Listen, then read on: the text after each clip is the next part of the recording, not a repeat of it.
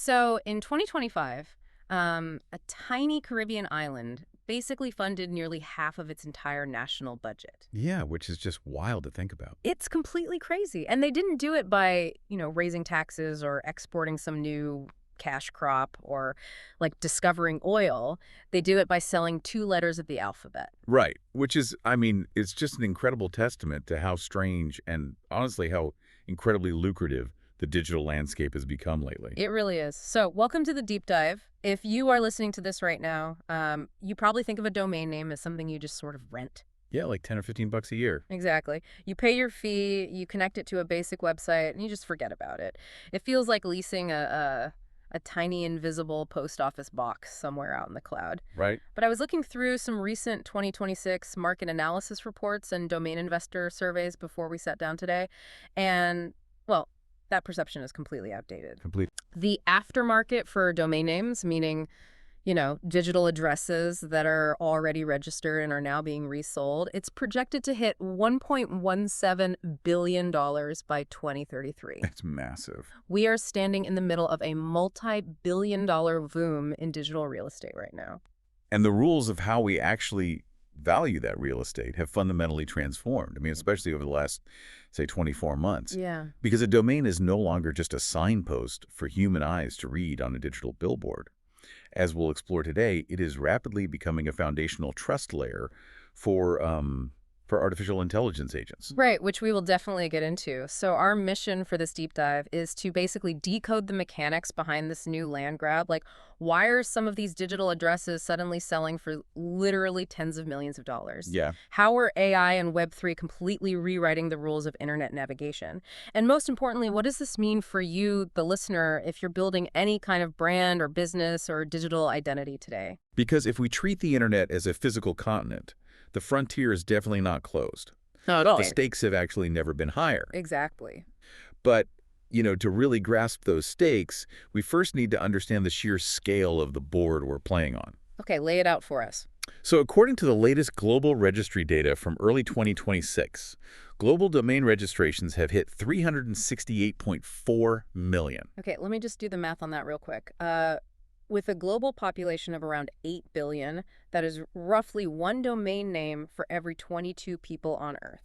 Yeah, that puts it in perspective beautifully. The internet is expanding its borders aggressively, and this growth is genuinely global. Right, because we saw that with the Africa Summit. Exactly. Yeah. We just saw the Domain Summit, Africa in Nairobi, completely sell out its debut event. Wow. And when an emerging market hosts a sold-out summit dedicated entirely to domain investing, that's a massive indicator that we have reached a critical mass of institutional interest worldwide. But, when I look at the historical sales data we compiled for this deep dive, there's a massive contradiction just sort of staring me in the face. What do you mean? Well, we have this expanding supply of almost 400 million domains, right? Yet the market has completely bifurcated. It's what economists call a barbell market. Ah, right. A classic barbell shape, yes. Yep.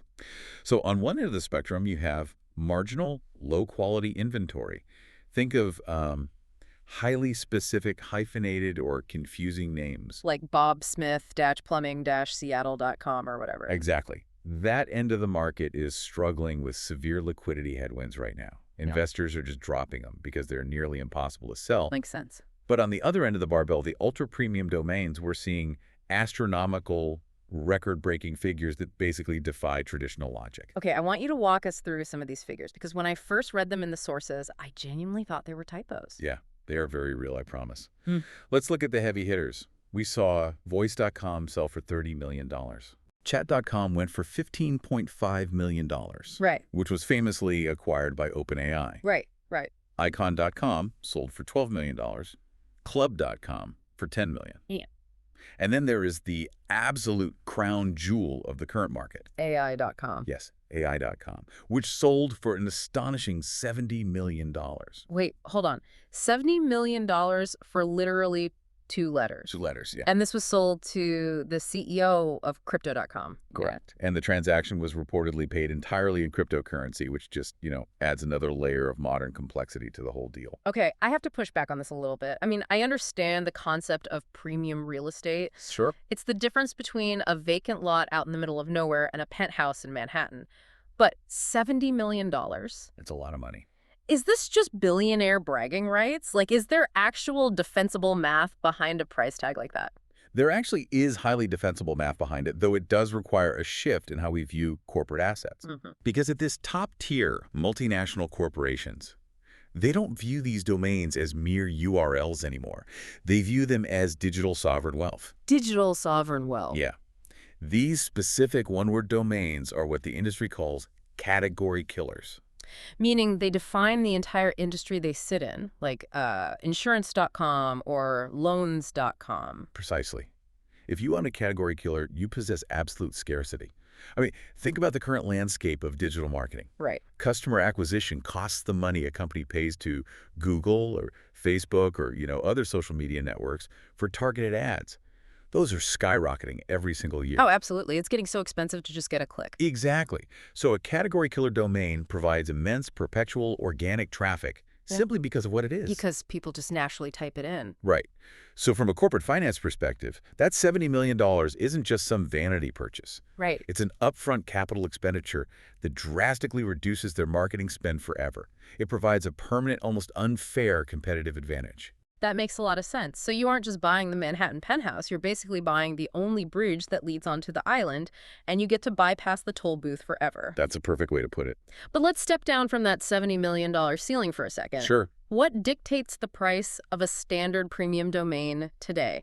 Because the traditional rules of value seem to have shifted pretty dramatically. They have completely inverted. So historically, the holy grail of a domain name was the exact match keyword for search engine optimization, or SEO. Right. You wanted the literal phrase that people were typing into Google. Exactly. Like if you sold car insurance, you desperately wanted carinsurance.com. And we actually still see echoes of that, right? The data shows that 420.com just sold for $500,000. Right.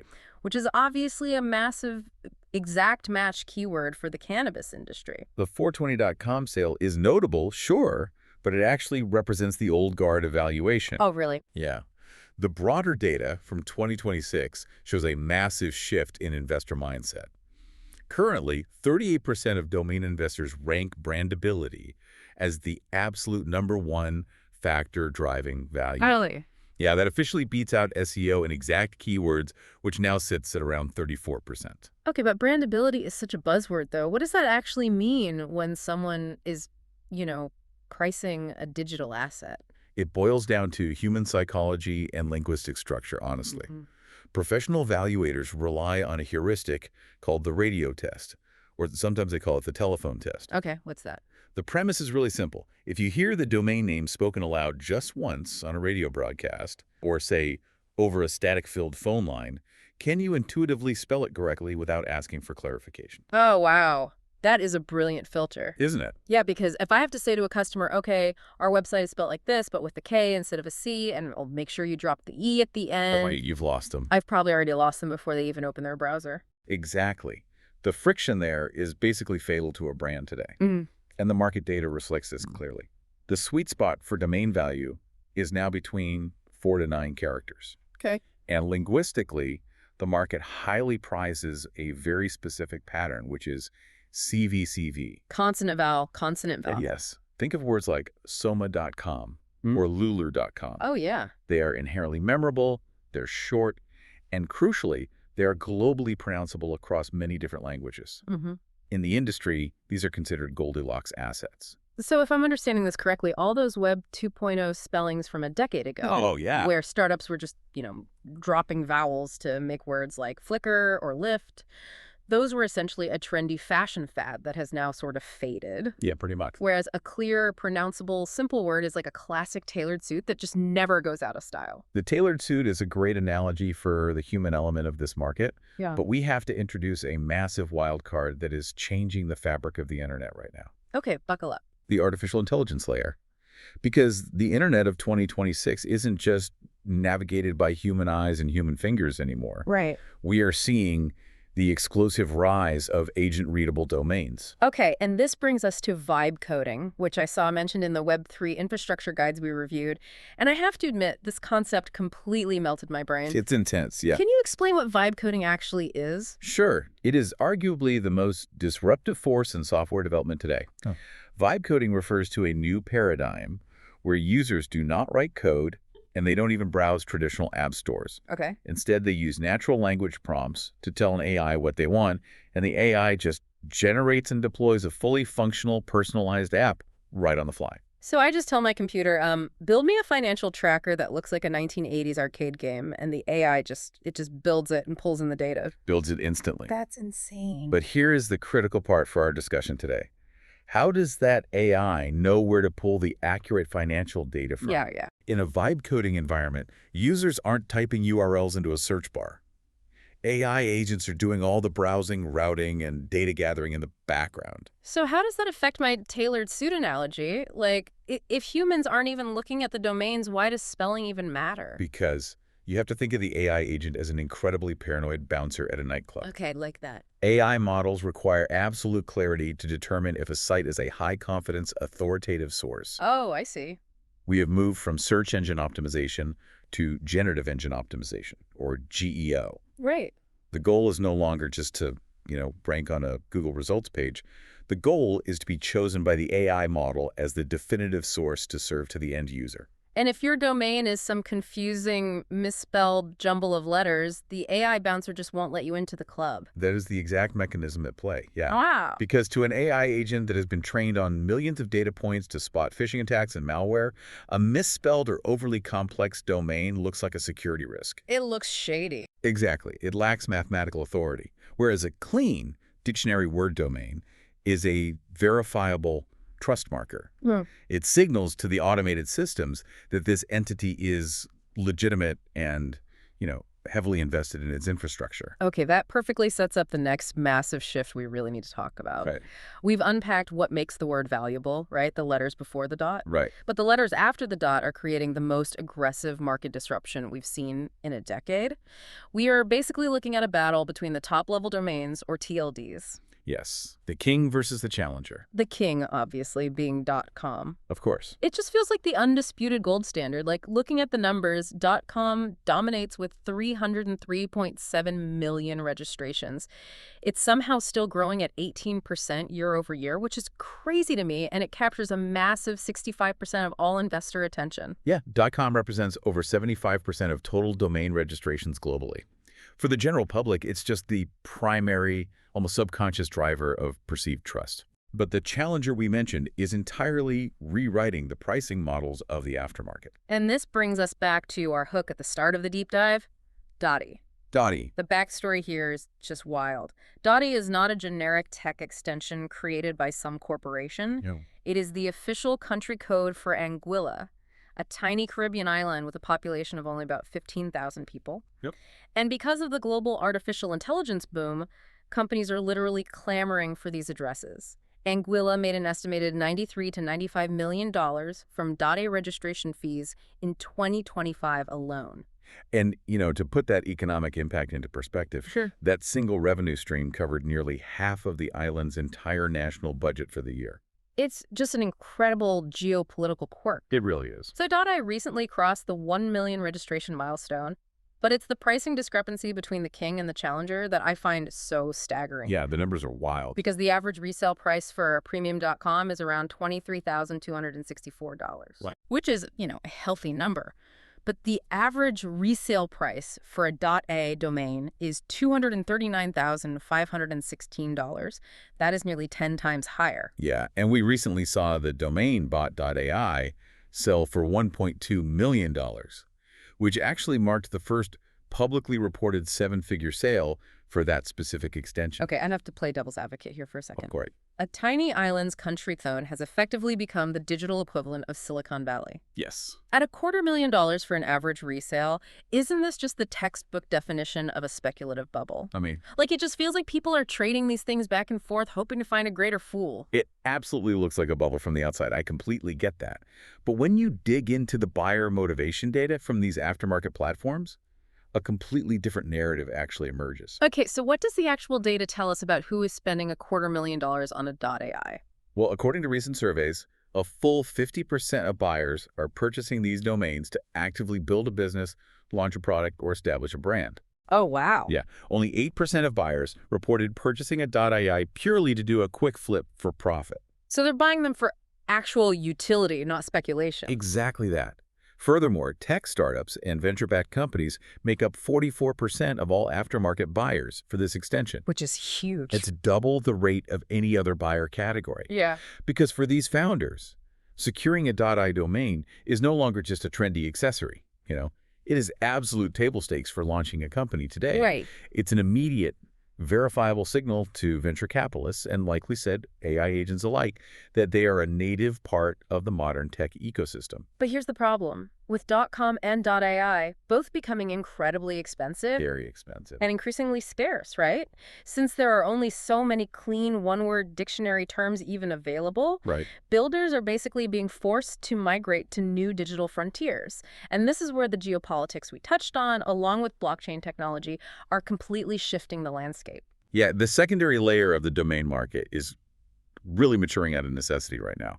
Let's examine the developer-focused TLDs, specifically .ab and .io. Right, because for the longest time, .io was the default cool extension for tech tools, video games, software developers. It was everywhere. Exactly. But the 2026 data shows that .app has officially overtaken it. .app now sits at 1.9 million registrations, while .io is lagging at 1.7 million. Yeah. So why the sudden shift? The decline of .io is deeply tied to international geopolitics and, frankly, the foundational plumbing of the internet. Okay, tell me more. So the IO expansion is assigned to the British Indian Ocean territory. Right. However, there's currently a major sovereignty transfer taking place regarding the Chagos Archipelago, which makes up that territory. Now, how does an island treaty affect a tech startup in San Francisco? It all comes down to ICANN. ICANN. Yeah. ICANN is the Internet Corporation for Assigned Names and Numbers. You can think of them as the global phone book operator of the internet. They dictate which country codes exist. So, if the Chagos sovereignty transfer results in the IO designation being removed from international standards, ICANN's strict retirement policy could trigger a 5-year phase-out of the .io extension entirely. Wait, really? Yes, they would literally erase it from the global phone book. Oh, wow. I mean, if I'm a startup founder, I cannot risk my entire foundational digital identity being wiped off the internet just because of a geopolitical treaty I have absolutely no control over. Precisely. The uncertainty is spooking investors and builders alike. Consequently, we are seeing capital and development migrate to safer, corporate-backed infrastructure like Google's .app extension. That makes total sense. And then you have the massive rise of .yz. Ah, yes. .yz. This extension hit 10 million registrations, boasting a 240% growth rate, which is crazy. It was largely popularized a few years ago when Alphabet, Google's parent company, used abc.xyz as their main corporate hub. Right. But the aftermarket data for .xyz is really unusual, isn't it? It is a fascinating anomaly, honestly. While the sheer volume of registrations exploded, the aftermarket resale price for .xyz actually plummeted by 43%. Plummets by 43%. Yeah, landing at an average of just over $3,000. Which means it's getting significantly cheaper as it gets more popular. Yes. Why is that happening? Because the Web3 community has adopted it. It is being heavily utilized by actual builders and developers who are launching thousands of decentralized projects rather than just being hoarded by domain speculators waiting for a big payday. Okay, let's dive into that Web3 shift, because based on the infrastructure guides we reviewed, Web3 completely redefines what a domain name actually is at a mechanical level. It really does. And I'll admit, I get a bit lost in the crypto jargon sometimes. So how is a Web3 domain fundamentally different from the .com I buy on GoDaddy? The main difference lies in ownership versus tenancy. Okay. Everything we have discussed so far, .com, .ai, .app, these are Web2 domains. Mm-hmm. In the traditional Web2 system, you do not actually own your domain name. Wait, really? Not truly. You are essentially leasing it from a centralized registry via ICANN. If you fail to pay your annual renewal fee, or if ICANN changes the rules, you lose your digital address. Right back to the rental analogy from the beginning of our deep dive. You're just renting a P.O. box. Exactly, but Web3 domains function on an entirely different architectural model. Platforms operating in the Web3 ecosystem, like Freename, issue domains as digital assets on a decentralized blockchain ledger. Okay, so it's on the blockchain. Right. When you purchase one, you mint it directly to your digital wallet. There is no central authority like ICANN holding the keys. Once you mint it, you own it outright, permanently. And the actual structure of the address changes too, doesn't it? A radical change, yes. In Web3, your business name or your core keyword can serve as its very own top-level domain. Oh, I see. So instead of registering computer.com, you can mint the extension .computer. Right. So if I own the .computer extension on the blockchain, I control the entire namespace. I could issue subdomains like laptops.computer or software.computer and sell those to other people. Yes, Yeah. you become your own registry.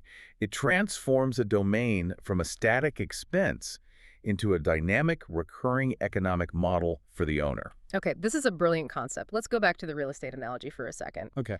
Traditional Web 2 domains are like renting a luxury apartment. Even if you pay $70 million for the lease, like that AI.com deal, you still ultimately answer to a landlord. You have to pay your fees and you don't actually own the building. Right. But Web 3 domains are like buying a massive plot of raw land outright, where you completely control the zoning laws and can charge rent to whoever builds a house on your property. That captures the dynamic perfectly. Yeah. We are witnessing a fundamental paradigm shift here, from domains as mere navigational tools to domains as verifiable digital identity assets. And that concept of a verifiable asset brings us to the final major factor driving domain valuations in 2026. It's not just about branding or AI routing anymore. No. It's about security. Yes. Security is no longer an afterthought. It's a premium valuation metric. According to recent cybersecurity threat reports, nearly 19.9% of all fake, deceptive domain threats currently target the banking and financial sector. Wow, 20%. Yeah. Cybercriminals are relentlessly spinning up lookalike domains, changing one letter here or there to execute massive phishing attacks against consumers. Which is obviously terrifying for the person trying to log into their bank account, but it's also becoming a massive existential liability for corporate boards, right? It is becoming a huge legal liability. The European Union recently rolled out the NIS2 directive. Right, the NIS2. Yeah, it's a sweeping cybersecurity law that significantly increases the legal responsibility of corporate leadership. Under NIS2, if a company suffers a breach or a phishing scandal because they had sloppy digital governance, Like failing to secure their primary domain variation. exactly, the board of directors can be held personally and financially liable. Wow, that changes the math completely. Suddenly, spending a fortune on the perfect, unquestionable domain isn't just marketing, it's literally legal protection. Exactly. Because of laws like NIS2, clean, aged domains with documented, pristine histories are commanding massive premiums. What do you mean by a clean pedigree? Like, how does a domain have a pedigree? Well, if you are a corporation buying a premium aged domain from the aftermarket, you aren't just buying a memorable name. You're Yeah. buying the verifiable assurance that this specific digital asset hasn't been used as a spam farm or a malware host over the last 20 years. Ah, I see. A clean pedigree ensures that your corporate emails actually get delivered and that your site isn't quietly shadow banned by search engines or, filtered out by those paranoid AI bouncers we talked about earlier. Wow. So let's take a step back and just look at the massive picture we've painted today. This has been a wild ride. It really has. We have seen how domain names have evolved from simple, cheap web addresses into multi-million-dollar strategic assets that basically dictate corporate survival. Absolutely. We've explored the staggering $70 million price tag of AI.com, the geopolitical quirks of a tiny Caribbean island funding half its government through .ai. Which is still my favorite stat. Same. Yeah. And how a treaty in the Chagos archipelago actually threatens the existence of .io. And of course, we've looked at the bleeding edge of the Web3 revolution, where users are bypassing the traditional internet phone book entirely to take true, blockchain-verified ownership of their digital land. That's a lot to take in. It is. The digital land grab of 2026 is incredibly complex, it is utterly cutthroat, and it is reshaping the global economy as we know it. And as we all try to navigate this rapidly shifting landscape, I want to leave you with a final thought to mull over. Go for it. So we spent some time discussing vibe coding, right? And how AI agents are increasingly doing our browsing for us, Yeah. seamlessly routing us to the best services without us ever needing to manually type a URL into a browser window. Right. It feels like the URL is basically becoming invisible. Exactly. Mm-hmm. So if that trend continues to its logical conclusion over the next decade, will human-readable domain names eventually fade into the background completely? Oh, wow. Will they become purely invisible infrastructure, much like the raw numerical IP addresses they were originally designed to mask back in the 1980s? Or, paradoxically, as the internet floods with infinite AI-generated content and synthetic noise, will those absolute premium One-word dictionary domains become the only verifiable identity markers that the advanced AI models actually trust enough to send us to. Wow. That is a brilliant and honestly slightly terrifying question. Yeah, As the internet becomes more automated and crowded, the value of an unquestionable premium trust marker might just continue to skyrocket. I think it will. Well, thank you so much for joining us on this deep dive. The next time you open your browser, I highly encourage you to look closely at the URLs of the next few websites you visit. Think about their brandability, the letters after the dot, and the massive geopolitical and technological forces keeping that address alive. You might just see that invisible post office box in a whole new light.